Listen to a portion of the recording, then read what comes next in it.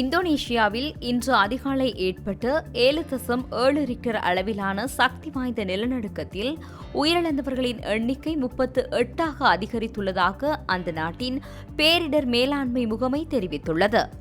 மீட்பு மற்றும் தேடுதல் பணிகள் தீவிரமடைந்துள்ள நிலையில் அதிகாரப்பூர்வ பலி எண்ணிக்கை தொடர்ந்தும் உயர்ந்து வருகின்றது. மேலும் பலர் பல்வேறு அளவிலான காயங்களுக்கு உள்ளாகியிருப்பதாக தெரிய வந்துள்ளது. நிலநடுக்கம் மற்றும் அதைத் தொடர்ந்து வந்த பல தொடர் அதிர்வுகளால் அப்பகுதியில் உள்ள கட்டிடங்கள் கடுமையாக சேதமடைந்துள்ளன. இந்த நிலநடுக்கம் புளோரஸ் தீவில் உள்ளூர் நேரப்படி அதிகாலை 5 மணிக்கு முன்னதாக ஏற்பட்டுள்ளது. இது பூமிக்கு அடியில் 15 கிலோமீட்டர் ஆழத்தில் மையம் கொண்டிருந்ததாக இந்தோனேஷிய வானிலை மற்றும் புவி இயற்பியல் முகமை தெரிவித்துள்ளது. நிலநடுக்கத்தின் ஆழம் எந்த அளவுக்கு குறைவாக இருக்கின்றதோ நிலப்பரப்பில் அதன் அழிவின் தாக்கம் அந்த அளவுக்கு அதிகமாக இருக்கும் என்று சர்வதேச ஊடகங்கள் குறிப்பிட்டுள்ளன.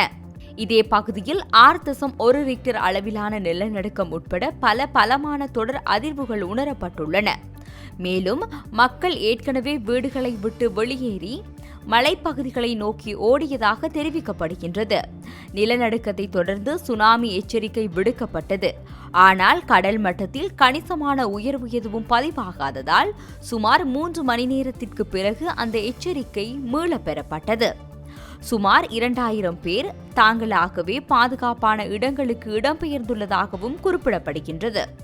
சிக்கா மாகாணத்தில் 3 உயிரிழப்புகள், மங்ராய் மாகாணத்தில் 6 உயிரிழப்புகள், கிழக்கு மங்ராய் மாகாணத்தில் 5 உயிரிழப்புகளும் பதிவாகியுள்ளதாக தெரிவிக்கப்படுகின்றது. மக்கள் அமைதியாகவும் கடலோர பகுதிகளை விட்டும் சேதமடைந்த கட்டிடங்களை விட்டும் தள்ளி இருக்குமாறு அறிவுறுத்தப்பட்டுள்ளனர். இந்தோனேஷியா 3 பெரிய புவித்தட்டுகள் சந்திக்கும் இடத்தில் அமைந்துள்ளதால் எப்போதும் நிலநடுக்கங்கள் மற்றும் எரிமலை செயற்பாடுகளுக்கு வாய்ப்புள்ள பகுதியாக விளங்குகின்றமை குறிப்பிடத்தக்கது.